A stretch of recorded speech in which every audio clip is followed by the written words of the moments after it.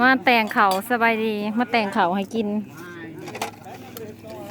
เด่นนี่ตัวเป็นจานนี่เอาคือบ่มาละเขาเด้อเอาเขาเด้อก็มาไงอะไรมันถือกล่อมนะได้บุญมีเพชรยิบเอาเลยยิบเอาไว้ให้มันบกไปนั่งแกะแม่นี่แนวกินนี่ไม่แกะฮะไม่แกะเลยหมดน้ำยาเลยหมดแหก็เรียกเขามานะแม่มาเอา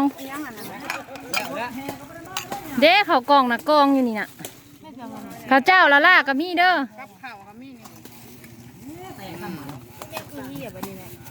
ทงมันขาดปิ้งเขียด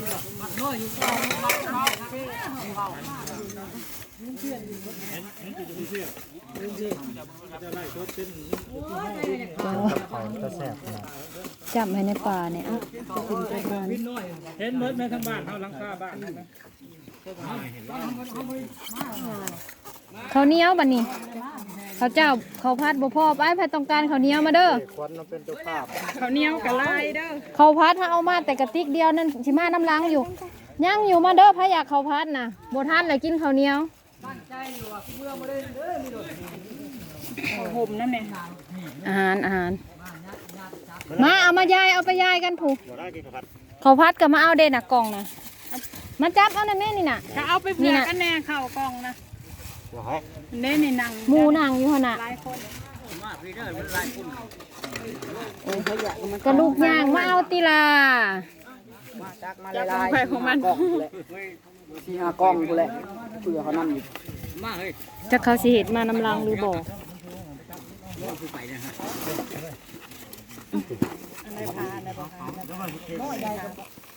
น้องนี่บ่เอาคือบลูกมาย่อเอาแหละเขาเจ้ายังลูกมาชื่อเจ้าก็มาตีพวกอยู่ทางลงน่ะนะยิ้มมาเลยนี่ม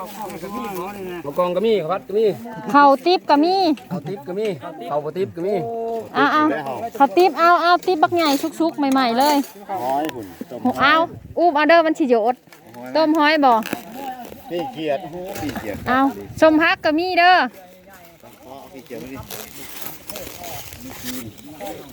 มาเอาไปสู่หมูกินวุ่นย่อไปวุ่น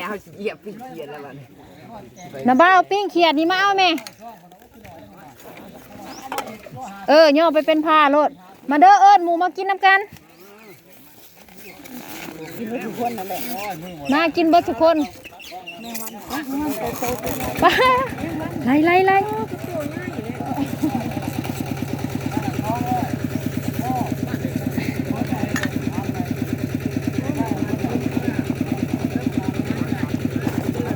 กำลังสีสดผัดบะหมี่โซ่โอ้ยมาเอาโรเดอร์เอาย่อไปให้เขาเจ้าเนี่ยหัวย่อไปเป็นรถ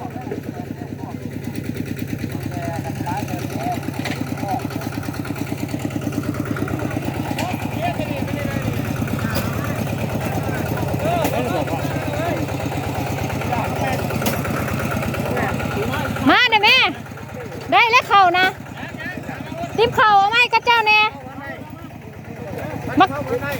เบิดแล้วบอกว่ามาเอาไว้บ่มาแล้วแต่อีกได้ครัวยังได้มีบ่เอา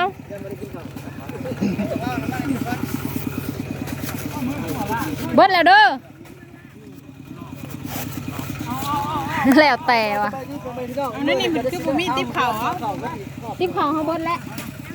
เอามาเวียดก็สิมากินข้าวในป่าฮะแจวลืมหู้แล้วว่าสิถามน่ะถ่ายถามอยู่มาเขาก็มากินน้ำเขาแจวลืมเอามาเด้อแจวนั่นเด้อเมื่อจังกัดบักเพชรใส่น้ำลังอีไหลไปเอาหนามยาคูมาหอดใส่เลย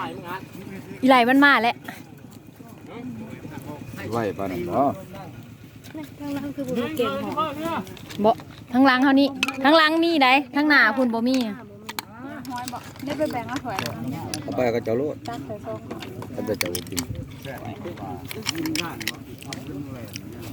ทั้งหน้าทั้งหลังถวยบางใหญ่หนึ่ง จังห้อยไปน้องฮอดจุบเอาไว้ห้อยกันนุ๊ก เขาพัดนะว่าชิมาน้ำล้างแจ็คมาหรือบ่หากินไปก่อนโลดเข้าหนึ่งอีกหัวหนึ่งกินอันนี้เขาหุง อันนี้ลาบเยอะเลยนะ ลาบไก่ ตาผมบอกว่าหายังมากินก็ไปกินอยู่เพื่อนนะไม่กำลังจะเก็บปากดูวางน้ำหอมที่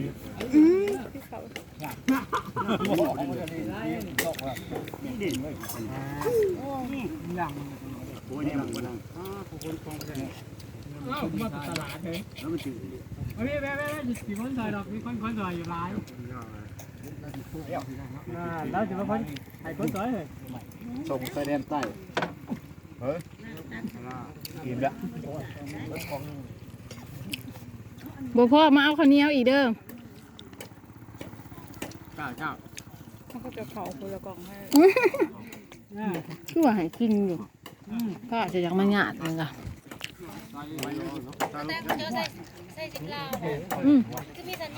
จ้ะ นี่แล้วมัน มีได้ นะบุมี เขาไม่คู่กับมี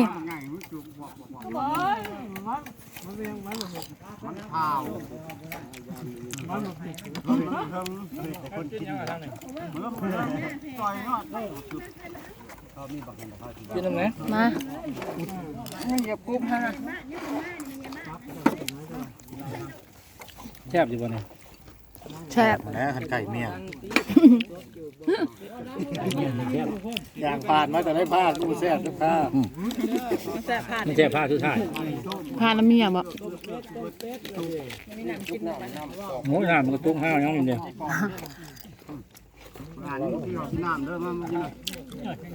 บ้านนั่นทางดังหน่อย นี่ตะอ้วนไปไหนเขาพักก่อน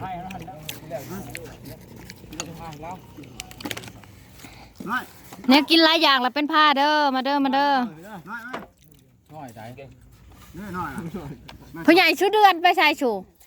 มาและ คือขับเมื่อวันหนึ่งเขามาเห็นมาจอดเดือนกับโบเห็นหนาเลย เฮาคือบ่จงเขาไว้เรากินซะผู้ใหญ่เดือนอ้ายผู้สาวบ่เอาแหละไปแม่ปอนี่บดเลยอันนี้ ไว้ให้ยัง ยาลำพรเขาพัดเบิดแหละตักอันนี้ไปละนี่เอาเขานี่ไปอีก ครับนำเบอร์แล้วสักครับ เอาลงไปเราบ่ได้กินหัวหมูได้เขาลืม นี่เห็นอย่างขึ้นมา เอานี่ขวดหั่นแหละ เอาอันนี้เป็นยังเอาอันนี้เป็นยัง ขัวบ่เอาตะอวด ไปแค่หอยเนี่ยเนาะ นุ่มมาแม่นุ่มมากินเป็นผ้าจังไรอาหารน่ะเราอยู่ใช่เดียวนี่ไปเอาลงมาให้เราโล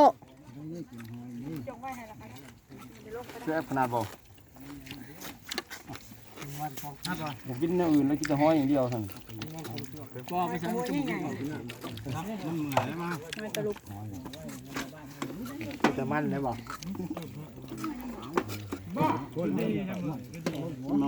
เรื่องอะไรฮะตลก เมียจับ กองสักหอยกองทำหอยบ่อย ยายอันนี้ยายเฉลง ก็น่าไปกินแล้วก็คือเมื่อคือลงไปบ่น่ากันน่ามีเบรกนี่แบบกล้าขี่ยันมันมีเบรกเบรกนี่จะมุ่งมั่นนะเรื่องอะไรเรื่องอาหารเนี่ย จะให้เราเลยไหมเขากล้องขันอย่างห้อยละมาพี่เด้อนี่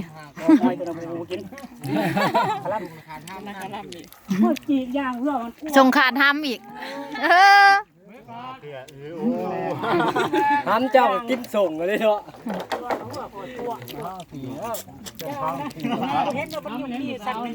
โอ้ย ครูอะไรประหาน้ำเนี่ยครูยังบ่มา เอาอยู่อัน ประหาน้ำ อีนะไปซื้อน้ำมาให้ย่าไปให้เลยมันขาดท จ้างก็บ่เห็น เจ๊ไรก็น้อยก็ลืมเอามาแต่วัดลืมอีหลี คิดว่าเอาจะโผล่ลงมาก่อน ดื่มมันน้ำมันดื่ม